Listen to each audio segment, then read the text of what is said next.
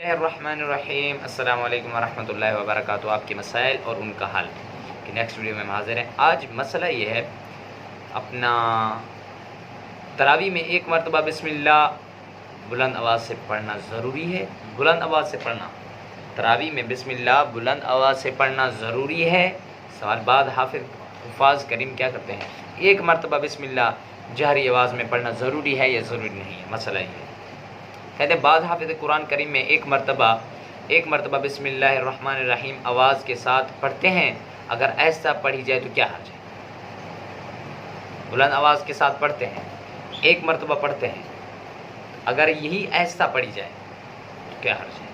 یعنی ایک مرتبہ بھی بلند آواز کے ساتھ بسم اللہ نہیں پڑھی جائے تو کیا حرج ہے؟ اس میں کوئی حرج ہے؟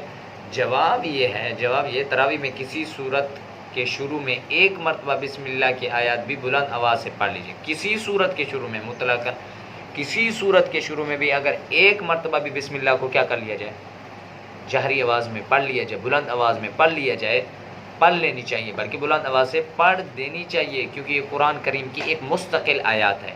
بسم اللہ بھی ایک قرآن کی آیات ہے، اس میں اختلاف تو ہے، البتہ بسم اللہ قرآن کا جز ہے یا جز نہیں ہے، لیکن بسم اللہ یہاں حضرت نے فرمایا ایک مستقل آیات ہے۔ اگر اس کو جہرا نہ پڑھا جائے، اگر اس کو زور سے حفاظ کریم نہ پڑھیں، ایک مرتبہ بھی نہ پڑھیں، ٹھیک ہے نا، ایک مرتبہ بھی بسم اللہ کو جہری آواز کے ساتھ نہ پڑھیں تو کیا لازم آئے گا؟ تو مقتدیوں کا قرآن کریم کو سننا سما پورا نہیں ہوگا۔ وہ مقتدی یہ نہ سمجھے کہ ہم نے پورا قرآن سن لیا ہے، بلکہ انہوں نے بسم اللہ کو چھوڑ دیا۔ بسم اللہ کو ایک مرتبہ جہری آواز کے ساتھ یعنی بلند کر کے پڑھنا کیا ہے؟ ضروری ہے۔ دعا ہے کہ اللہ ہمیں ایسے دقیق مسئلے کو سمجھنے اور اس پر عمل کرنے کی توفیق عطا فرمائے۔ آپ کے مسائل اور ان کا حل جلد نمبر 100 صفحہ نمبر 68۔ دعا ہے کہ اللہ ہمیں ایسے مسائل پر عمل کرنے کی توفیق عطا فرمائے۔